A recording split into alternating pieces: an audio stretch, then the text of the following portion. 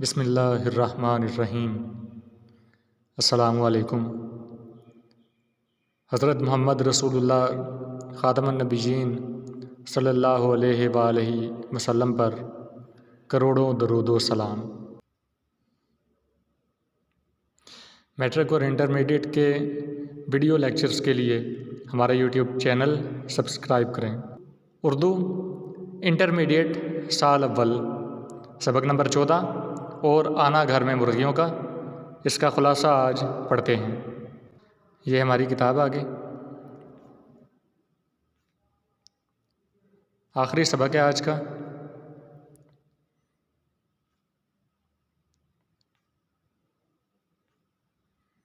سبق کے مصنف کا نام مشتاق احمد یوسفی ہے۔ آپ کی پیدائش 1923 میں ہوئی، جبکہ آپ کی وفات کتاب میں نہیں لکھی گئی۔ آپ کی وفات 2018 میں ہوئی۔ مذہبی اور تعلیم یافتہ گھرانے سے تعلق رکھتے تھے۔ سکوت، حیدرآباد اور جونا گڑھ پر ہندوستان کے ناجائز قبضے پر آپ نے پاکستان کے حق میں ایک زوردار تقریر کی، جس کی وجہ سے آپ کو ہندوستان سے نکال دیا گیا۔ علی گڑھ یونیورسٹی سے ایم اے فلسفہ کی ڈگری حاصل کی۔ پاکستان میں بینک کی ملازمت کی۔ آپ کی مشہور تصانیف زرگزشت، خاکم بدہن اور آب گم ہے، اور آپ کے افسانوں میں طنز و مزاح سے بھرپور جملے ملتے ہیں۔ سبق کا خلاصہ پڑھتے ہیں۔ خلاصے میں ہیڈنگز دی گئی ہیں۔ ہیڈنگز آپ کو سمجھانے کے لیے ہیں۔ خلاصے کے سوال میں آپ لوگ ہیڈنگ کا استعمال قطعی طور پر نہیں کریں گے۔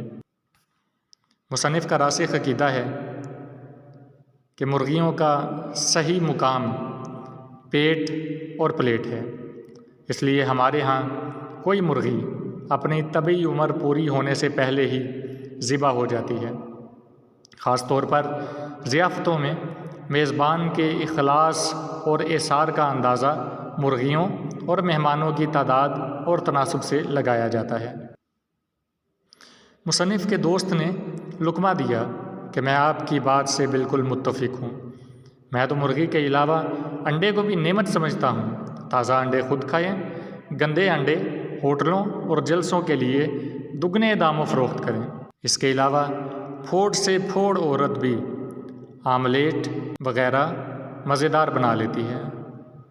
مصنف نے اعتراض کیا کہ مرغیاں یوں ہی مسلسل کھانے سے مہینے میں ڈربے کے ڈربے صاف ہو جائیں گے۔ مصنف کے دوست نے کہا، ان کی افزائش 2 اور 2 4 کے عمل سے نہیں، بلکہ 2 اور 2 40 کے فارمولے سے ہوتی ہے۔ اگر اعلیٰ نسل کی 10 مرغیوں سے کاروبار شروع کریں تو صرف تیسرے سال میں آپ 3.5 کروڑ مرغیوں کے مالک بن سکتے ہیں۔ یہ ایسا جانور ہے جو اپنا رزق بھی خود تلاش کرتا ہے۔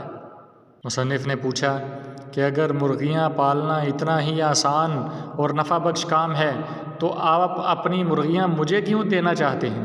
انہوں نے بتایا کہ دراصل میرا مکان مختصر ہے اور میرے ہاں مہمان آ رہے ہیں۔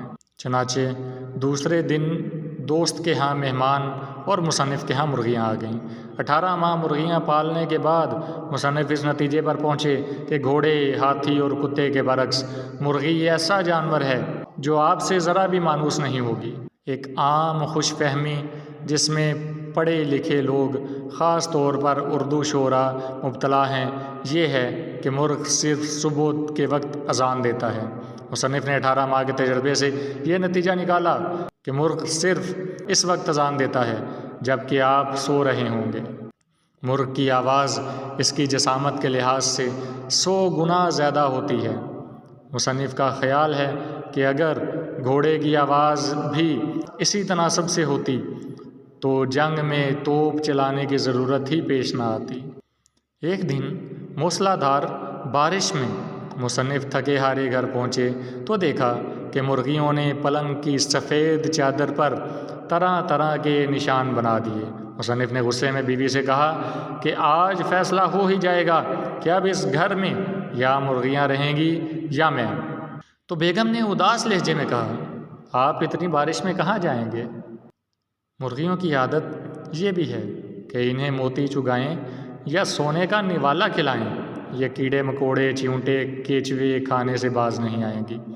پھر یہ کیسے ممکن ہے کہ ان چیزوں کے اثرات ان کے انڈوں اور گوشت میں نہ آئیں؟ مرغیوں کے بارے میں ایک عام خیال یہ ہے کہ یہ اپنے ڈربے اور ٹاپے میں رہتی ہیں، مگر مصنف کا تجربہ یہ ہے کہ یہ ڈربے کے سوا ہر جگہ نظر آتی ہیں۔ مختصر یہ کہ مصنف کا گھر اب پولٹری فارم زیادہ لگتا ہے۔ جو لوگ زندگی کے مصائب سے تنگ ہیں وہ مرغیاں پال لیں، انہیں اپنی پہلی زندگی جنت معلوم ہوگی۔ عزیز طلبہ، یہ مشکل الفاظ کے معنی ہیں۔